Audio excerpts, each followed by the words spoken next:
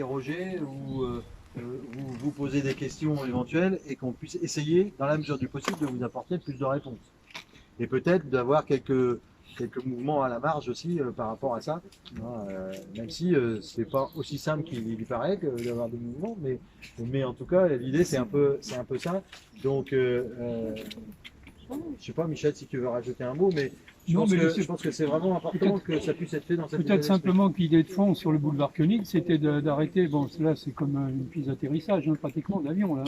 Et donc l'idée c'était de faire en sorte que la mobilité soit facilitée pour tout le monde, c'est-à-dire d'avoir des vraies pistes cyclables, d'avoir des vrais des vrais trottoirs et que chacun soit en sécurité, quoi.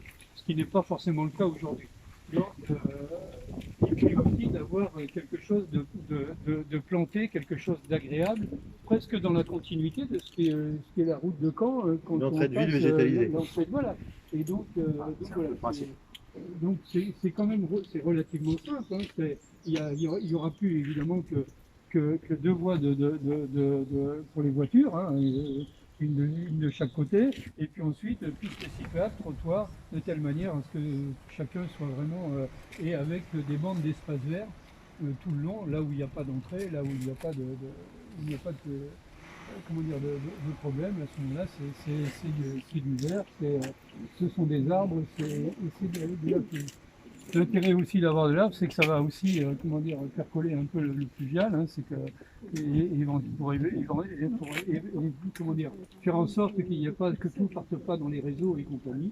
Là, aujourd'hui, on travaille avec des nouvelles techniques. Voilà. Alors, comme tous travaux, ça occasionne forcément des désagréments. De toute façon, il faut bien le faire.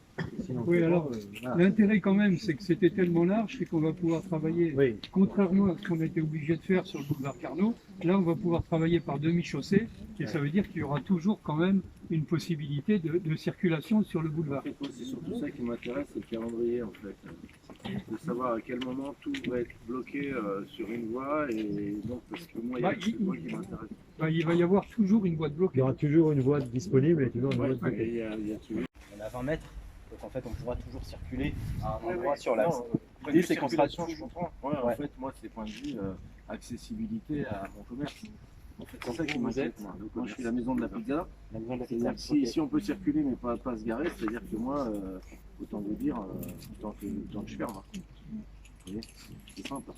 Avec en sens interdit, la rue des Dardannettes, qui est en sens interdit, en sens En grave, un peu comme on peut le... et la rue des Dardannettes, elle est que dans ce sens-là, et la rue des Anciens Lavoirs, elle est que dans ce sens-là. Comme on peut le voir déjà sur la... Non, mais il faut bien que les gens...